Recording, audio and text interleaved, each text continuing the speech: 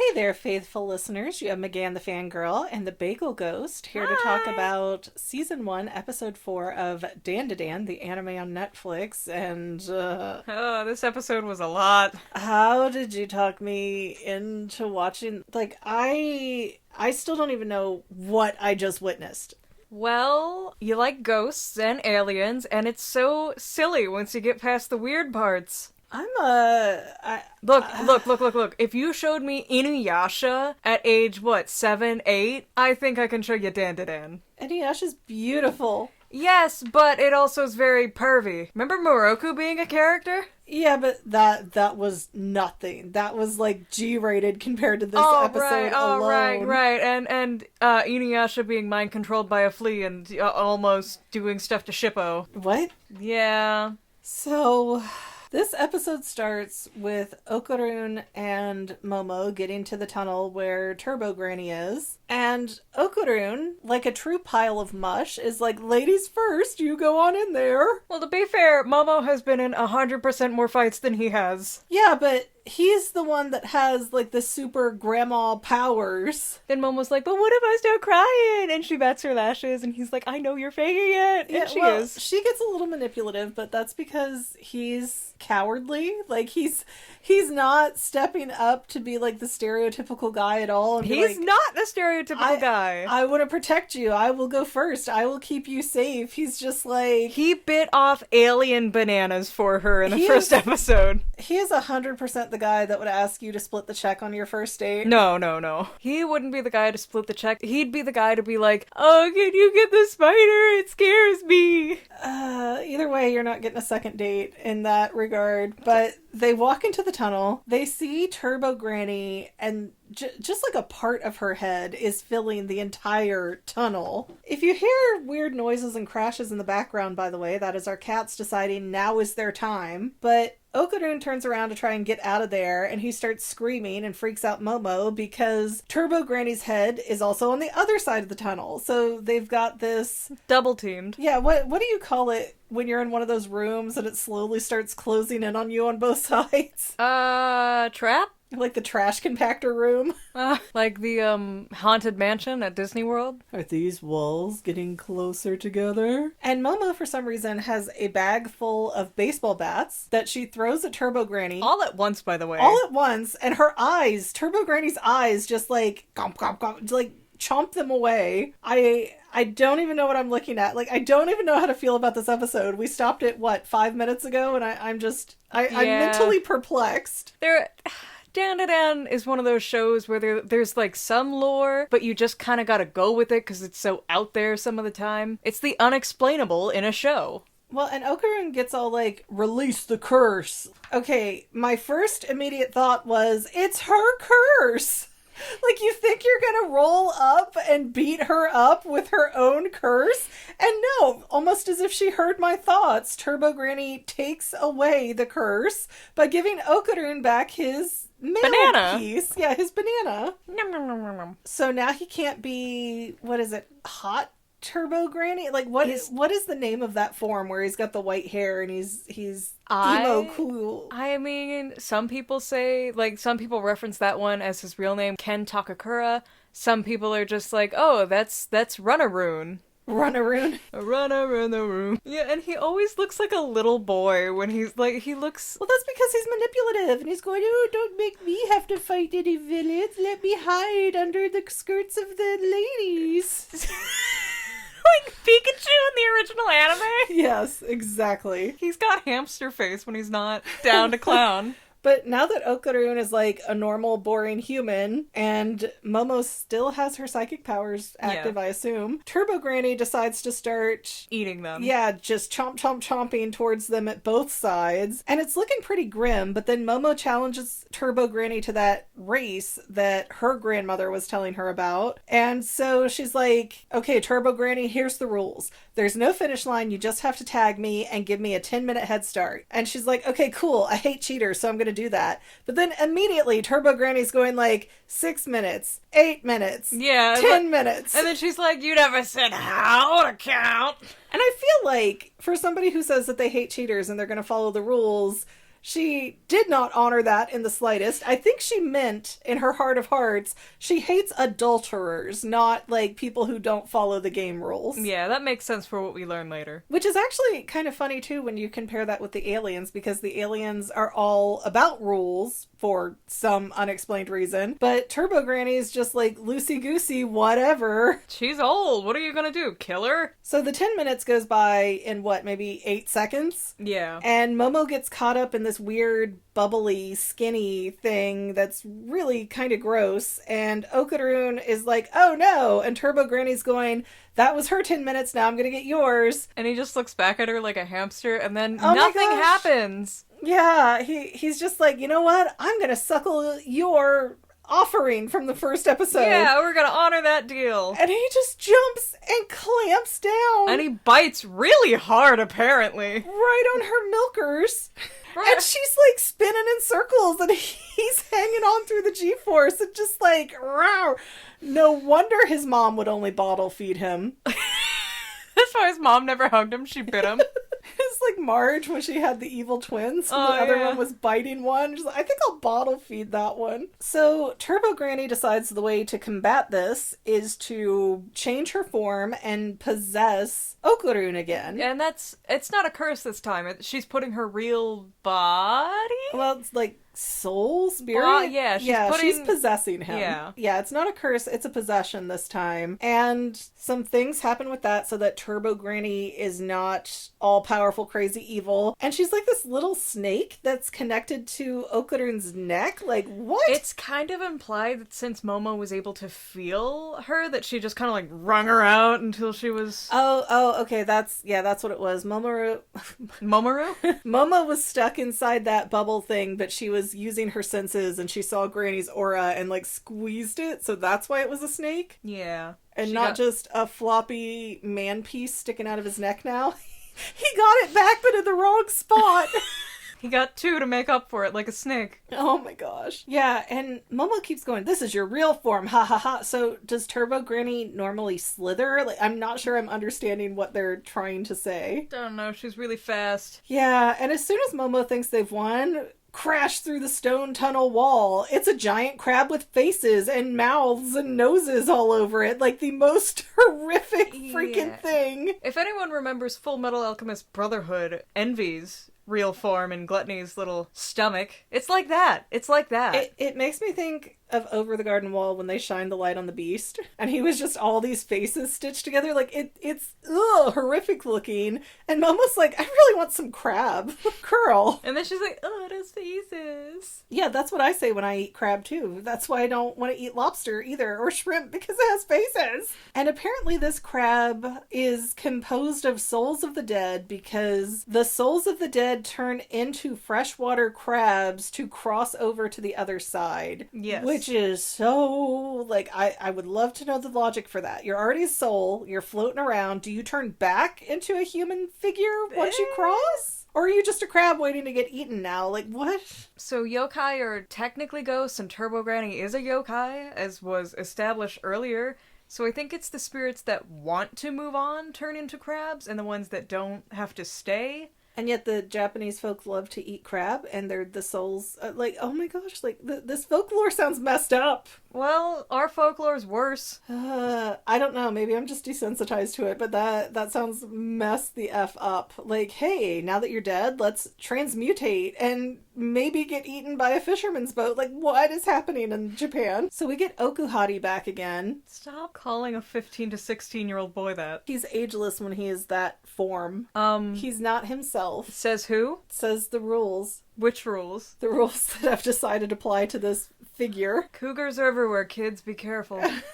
Jeez. So Okuhari is running with Momo on his back, and Momo's grabbing Turbo Granny in snake form like a joystick. And very casually, Okaroon is just like, oh no, hey babe, I can't make the curve because you're too fat. He said, no, you're too heavy, I can't turn. And without slowing down, without correcting course at all, he just runs right off the side, right through the guardrail, decides for like 3 seconds that he can do helicopter legs, and then falls to the ground. Momo falls on top of him, and he has the nerve to say that she flattened him. He did this weird acrobatic movement to catch her, and then he just fell on the floor like a sticky toy. Yeah, I feel like that form of Okarun knows that he's kind of a lot more attractive because he acts like a jerk. Regular Okarun is sassy too. Well, but he knows he doesn't have a leg to stand on, so he better fold quick. He's a puppy. He's like, hey, you want to date an 8-year-old? Because that's what I look like.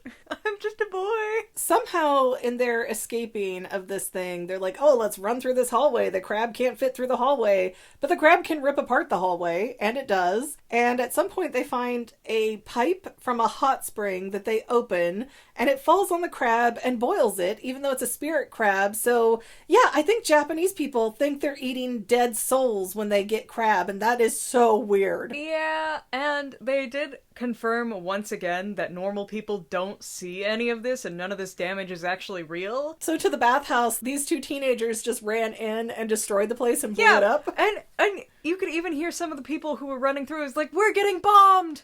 Oh my gosh, I did not notice that. Although I was having trouble taking notes with this episode because every time I looked away, like 20 other things happened. So Momo and Okarun think that they're safe, but they go outside and there's all these weird-faced, zombie-looking people. And apparently Turbo Granny contacted the cemetery nearby and had them possess people through cell phones.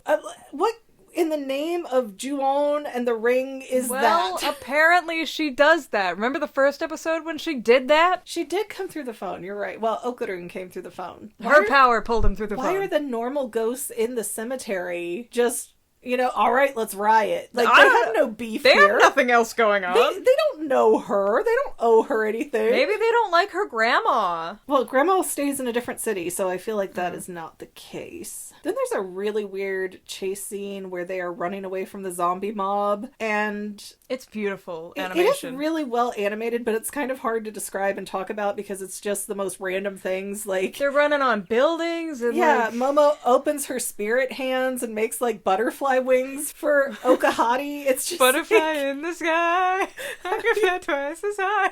It's just so weird. So they get to the point where they think that they've gotten away and bought themselves some time, and then Momo realizes, oh, I let go of my Turbo Granny joystick, and she left Okarun's body and ends up fusing with the giant crab who was just boiled alive. So why it's still going, I don't know. This is weird that it's a spirit crab, but it can interact and be impacted. Loyal. It's very loyal to Granny. It still shouldn't be able to interact and be impacted by real world things if it's a spirit creature. But it's not. You see, the light, the bright orange light that overtook the whole town is an indicator that none of what's happening affects the real world. But again, they boiled the crab. They boiled the crab. So why is the crab still going? I don't know. Like, there's rules. You just said the crab was baked, basically. Boiled. Why is it still going? I don't know, man. Maybe she has a second crab. Maybe Granny has a lot of crabs.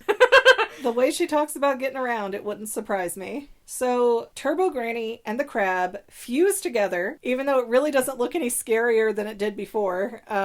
Just gets a little yellow tint. And I think it's Turbo Granny that makes the offer of like, oh, well, I want you to try and run for sport. I want you to run. And Momo's like, okay, how much of a head start do you want? I just need a second. And as the most perfectly timed train, I don't know, because in America trains are often running late, like buses run late. It's very rare for things to be perfectly on time. Well, Japan is not us. Yeah, I don't know if Japan is just very fine-tuned in that sense. Like, they will close the door on a stroller trying to get into their train. I don't know. But apparently Momo has it set up to know exactly when that train is coming through. She probably saw it. I don't know, maybe, but it feels like she had it timed or something, even though she had no idea she was going to end up there. So it's just really convenient how this all plays out in the next minute or so, because Momo stretches out her psychic hand, grabs onto the train, and I thought, oh my gosh, she's going to kill everybody on that train by flipping it like a whip. But no, she uses it like one of those slime hands. Yeah. And she just like pulls away with it and like goes off with the train.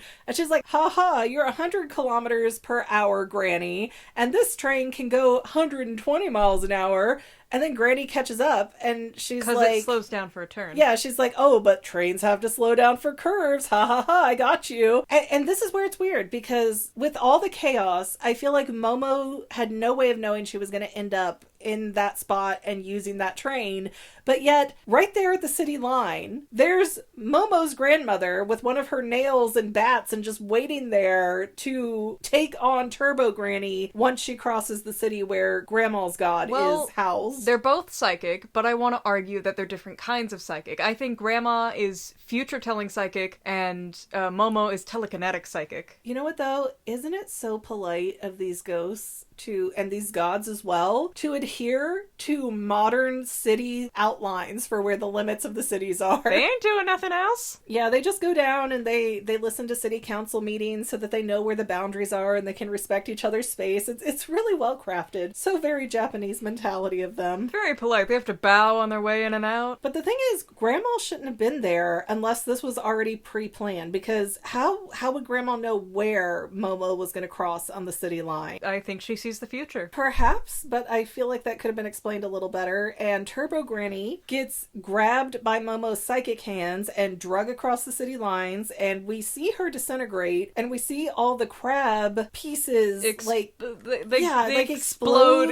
in young girls. Yeah. So very, very weird. But then they show us Grandma and Momo and Okarun right outside the tunnel where Turbo Granny and the crab were, and she's like, yeah, this is a place where a bunch of girls were violated, chopped up, and left to rot. So we didn't really know what Turbo Granny was for a long time, but she was always found around these girls, and it feels like so very sad. And I love Turbo Granny's character, not because of, the weird offers that she makes, but because there's very subtle hints that play into her being a guardian of the essayed girls, because she didn't show up to Momo until she was about to get touched. That's true. And she then again checked her in the second or third episode, like, oh, did you get touched? Now you're good. And then she wanted to eat her. So if you're think about that. If you get touched, you're safe. If you're not, who cares? Well, I mean, there's a lot of things in mythology that also eat virgins, so I mean, I don't know if that plays into it. I think that's why she gobbles bananas. How are you gonna violate a girl again if you don't have your banana? But Momo's grandmother said that these girls did not want to be turned into evil spirits like they were with that crab, like they were all just kind of mushed in there, because I'm kind of understanding that Turbo Granny took their souls and rolled them together like a recipe. Like protecting them in that tunnel, like no one can touch you again. I'm here. I got you. Any boy that comes in here, his pecker, gone. But yeah, just would they not be safe with their soul on the other side? Is there still danger of them being harmed? Maybe. You don't know what weirdos are on the other side. Brock from Pokemon is on the other side. Wait, what happened to Brock? I don't know. It's been like 20 years. Anyways, that's the end of my notes. What do you have left to add for this? Turbo Granny's a beautiful character, and I think she should get more appreciation. Is she done? Like, is she coming back? No. Aww. No, as in she's not done. Oh, okay. I was like, oh man, if she's got this sad story, like it's really sad that they couldn't, what's the right word, rehabilitate her ghost to be better. Well, she's not exactly better. Oh my. Well, I'm still feeling very WTF about this episode, and pretty much every episode before this, it gets better. You keep saying that. We're a third of the way through the series right now. Okay, sometimes I forget some of the silly things they do. Sorry. I will say it's both creative and horrifying to see Okarun attach himself to a lady's mammary gland. He didn't know how. His mother never taught him. That mammary gland, and be swung around like a weird ballerina. Like rocks tied at the end of the rope so that they'll like hook on to stuff. He was like a skip it for your chest. Yeah.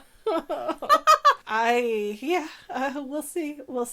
Looks like in 2 more episodes we're gonna get a pink-haired character, so I hate her. Maybe that'll be fun. I don't know. We'll find out. Anyways, guys, thank you guys for listening to us ramble on like crazy people. Again, you've had McGann the Fangirl and the Bagel Ghost. Hi! We expect we will cover season 2 of DanDaDan, but if there are other animes that you would like to see us cover when we're done with this one, please let us know in the comments. We'd also like to remind you to like, subscribe, comment, share. All of that good stuff is free for you and really helps us out, as well as joining as a paid channel member if you would so like to do that. That's totally cool. We appreciate you. You would also get access to episodes earlier than anybody else, sometimes a lot earlier, because we only put out one of these episodes per week. Not a requirement, just something to think about. We'd love it if you did, though. Yeah. So that's it for us today. See you in the next episode.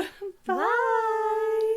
And to any of my members here on YouTube, a huge bottom of my heart thank you for all of your help and support. If you would like to become a paid channel member, there is a link in the description below. Thanks again, guys. Love you. Well, family members, we're almost done, but I want to invite you to hang out with me in some other places. I'm on Twitter and Instagram as my own personal self, and I have a Facebook page too, but I mostly just post photos over there. And sometimes people say, "Hey, McGann, I want to mail you something. How do I do that?" Easy. Just click the About tab on my channel page, and my most current P.O. Box info will be right there. I also run another channel, The Family. It's really a hodgepodge channel where we might post anything. Oh yeah, and I also sell shirts and stickers and stuff with the Family and the Fangirl logos. If that is your cup of tea, I have a link in every description of every video. Finally, if you want to help out the Fangirl channel and make sure I'm putting out video essays for years to come, the best way you can help is by subscribing and watching more of my videos, whether they're new, old, whatever. Maybe even share one or two on social media, help spread the word. People who watch to the end of videos, like you, helps to tell the site, hey, this is a good video, we should recommend it to other people. So if you made it this far, leave me a comment of something like, hey, I made it to the end. Love ya.